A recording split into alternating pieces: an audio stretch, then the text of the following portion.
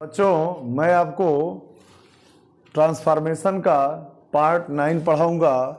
इसमें आप पढ़ेंगे interchange of simple and compound sentences.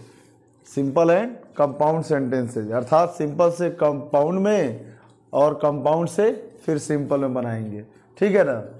इससे पहले मैंने आपको बताया था कि वॉइस का जो है पार्ट वो आप अलग से वीडियो जो बना है उसमें देख लीजिएगा। आप लोग कहीं प्रॉब्लम हो, चाहे यूपी बोर्ड के हो या सीबीएसई बोर्ड के बच्चे, है ना, या कंपटीशन एग्जाम की तैयारी करने वाले, हर बच्चों के लिए महत्वपूर्ण है। आइए तो बिना किसी देर के फटाफट शुरू करते हैं।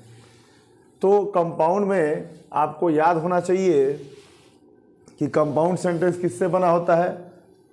तो कोऑर्डिनेट क्लास से। कोऑर्डिनेट क्लास किससे बना होता है?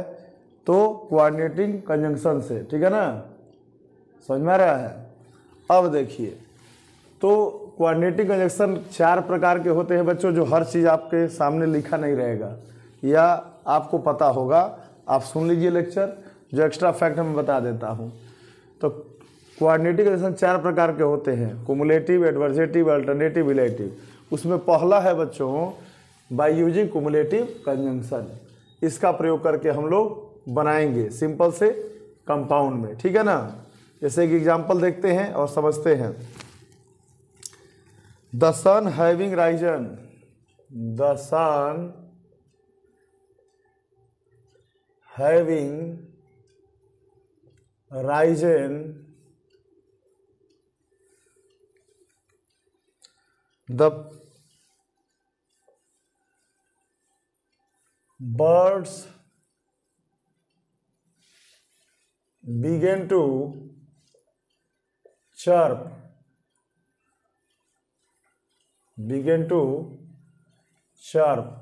in the garden। देखिएगा ध्यान से, ठीक है। अब देखिए आप, ये सिंपल है जिसमें कोई कंजंक्शन नहीं है। तो सूर्योदय के बाद पक्षी बाग में चहचहाने लगे।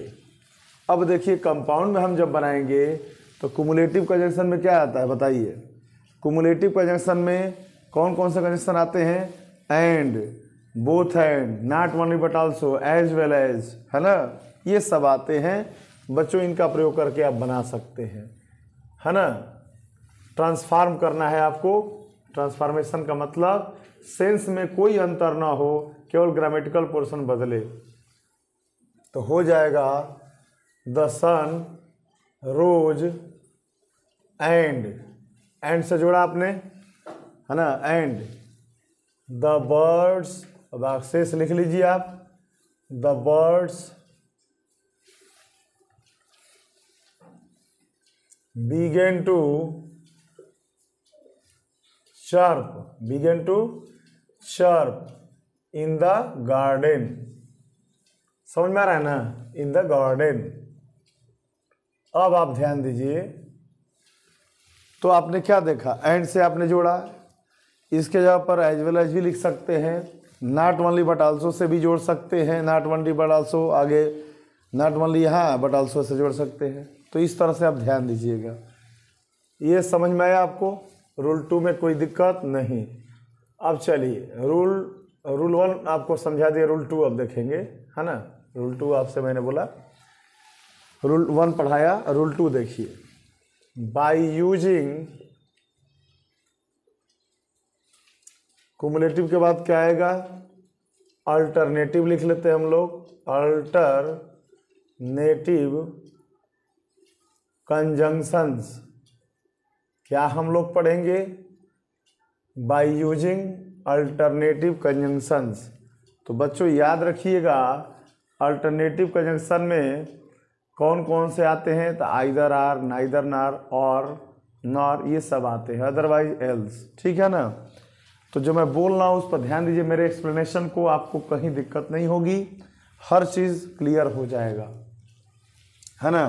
तो अल्टरनेटिव कंजंक्शन को हम देखते हैं, समझते हैं, और हम लोग पढ़ेंगे सिंपल से कंपाउंड में चेंज करना। सिंपल से कंपाउंड में हम लोग चेंज करेंगे, ठीक है। तो इसमें हम लोग पढ़ेंगे you must work hard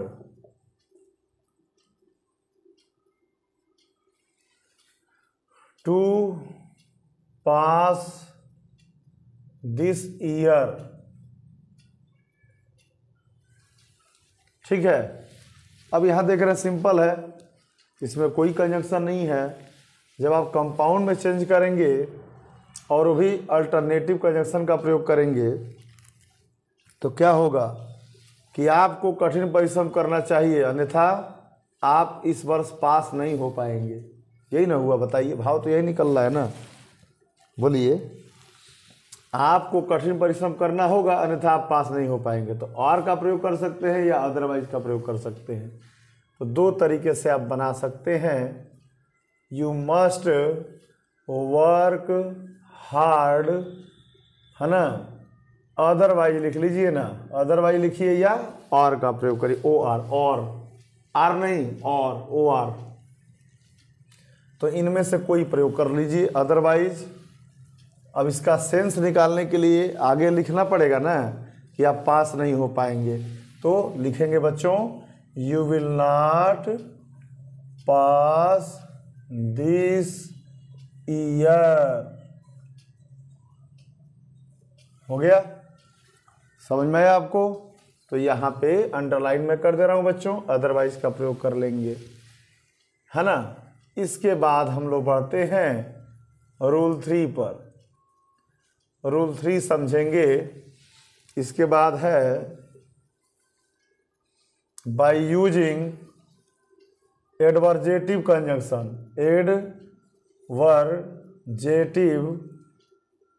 conjunctions, adversative conjunctions.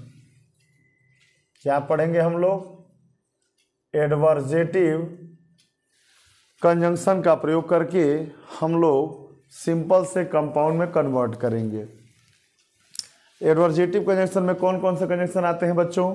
तो याद रखिएगा, एडवर्जेटिव में, एडवर्जेटिव का अर्थ होता है विरोध सूचक, विरोध प्रकट करने वाले। तो उसमें आते हैं हाउएवर, येट, स्टिल, है ना, नॉनदलेस, नेवरदलेस, ये सब कंजंक्शन आते हैं, व्हाइल, वेयरएज, है ना, ये सारे कंजंक्शन आते हैं। बस मेरी साउंड पर ध्यान दीजिएगा, एक्सप्लेनेशन पर ध्यान दीजिएगा, है ना। आपको सब कुछ याद हो जाए, कॉपी पेन लेकर बैठिएगा, आप हर चीज़ तो बोल रहे नोट कर लीजिएगा। ठीक है, आइए इसको समझते हैं हम लोग, एडवर्जेटिव को समझते हैं हम लोग। और इसमें एक देख लीजिए एग्जाम्पल, एक एग्जाम्पल दे रहे हैं, इसके माध्यम से समझिएगा। In spite of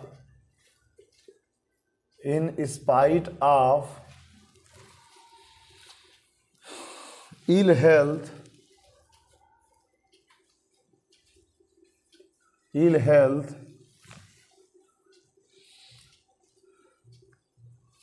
in spite of ill health, he went to school।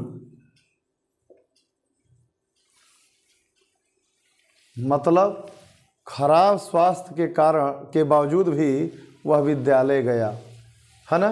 Ill health लिखे है ना आप, खराब स्वास्थ्य के बावजूद भी वह विद्यालय गए, इन स्पाइट ऑफ लगा। अब यहाँ आपको ये सिंपल मिला, कंपाउंड में जब चेंज करेंगे तो क्या होगा? उसका स्वास्थ्य खराब था फिर भी वह विद्यालय गया, है ना। तो क्या लिखेंगे? लिख सकते हैं आप कि उसका स्वास्थ्य खराब था, तो लिखेंगे हिज, ही के अनुसार हिज होगा ना, बोलिए, हिज हेल्थ वाज, टेंस के अनुसार देख लीजिए, हिज हेल्थ वाज बैड, है ना, हिज हेल्थ वाज बैड। फिर भी का अंग्रेजी लगा लीजिए, येट या स्टिल, है ना, है, yet he went to school. जो भी आप आपने सुना है, नॉनदलेस, नेवरदलेस, सब आप यूज कर सकते हैं। ठीक है, तो इस तरह से आप बना लेंगे, ठीक है ना। अब देखिए रूल 4, रूल 4 है बच्चों क्या? रूल 4 है by using illative conjunction, illative conjunction, illative conjunctions, illative conjunctions. अब बताइए आप लोग इलेटिव कंजंक्शन में कौन कौन से आते हैं? इलेटिव कंजंक्शन में बच्चों याद रखिएगा देयरफॉर, हेंस, सो, फॉर आदि कंजंक्शन इलेक्टिव कंजंक्शन के अंतर्गत आते हैं। इलेक्टिव का मतलब होता है परिणाम प्रकट करने वाला संयोजक, ठीक है ना, जिसमें परिणाम प्रकट हो। तो आइए इसका भी एग्जाम्पल हम लोग देखते हैं, ठीक है। एक सिंपल होगा, एक कंपाउंड होगा बच्चों। तो सिंपल में एक एग्जाम्पल देख लीजिए। The teacher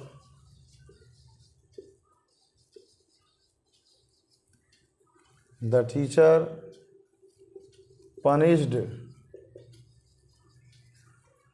the boy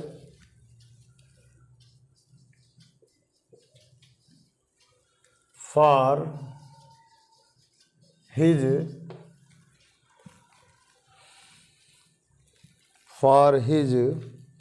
disobedience, for his disobedience,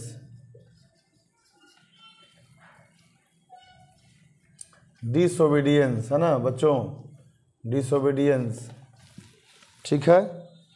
for his disobedience, वाक्य देख लीजिए, मैंने लिखा है the teacher punish the boy for his disobedience. अध्यापक ने बालक को उसकी उल्लंघन के कारण, आज्ञा उल्लंघन के कारण दंडित किया। अब देखिए इसमें परिणाम प्रकट हो रहा है कि लड़के ने आज्ञा का उल्लंघन किया, इस वजह से अध्यापक ने उसे दंडित किया।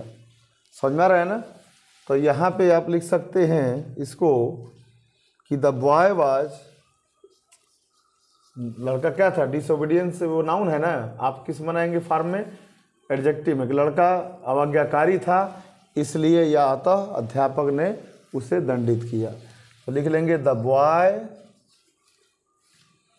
was disobedient,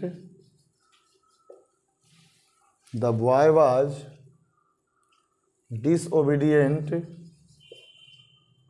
hence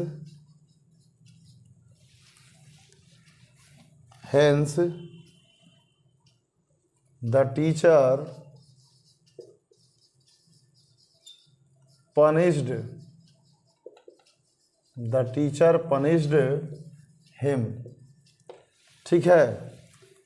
तो इस तरह से बच्चों आपने क्या पढ़ा, सिंपल से कंपाउंड में कन्वर्ट करना। अब इसका उल्टा बनाएंगे तो कंपाउंड से फिर सिंपल में कन्वर्ट कर लेंगे। तो ये पूरा मैंने टॉपिक पढ़ा दिया, आप लोग स्क्रीनशॉट ले लीजिएगा, वीडियो को बार बार देखिएगा, है ना। तो इसलिए आपका ये मैंने टॉपिक पूरा कर दिया। एक और मेरा चैनल है HR sir, HR motivational short, HR motivational short, उसका लिंक आपको मिल जाएगा, आपको लिंक मिल जाएगा, है ना। व्हाट्सअप नंबर आप दीजिएगा, उस पर आपको लिंक भेज देंगे, या व्हाट्सअप के स्टेटस पर मिलेगा, इंस्टाग्राम पर मिलेगा। तो इस तरह से आप लोग बार बार वीडियो को देखिएगा, चैनल को लाइक शेयर सब्सक्राइब जरूर करिएगा। Thank you.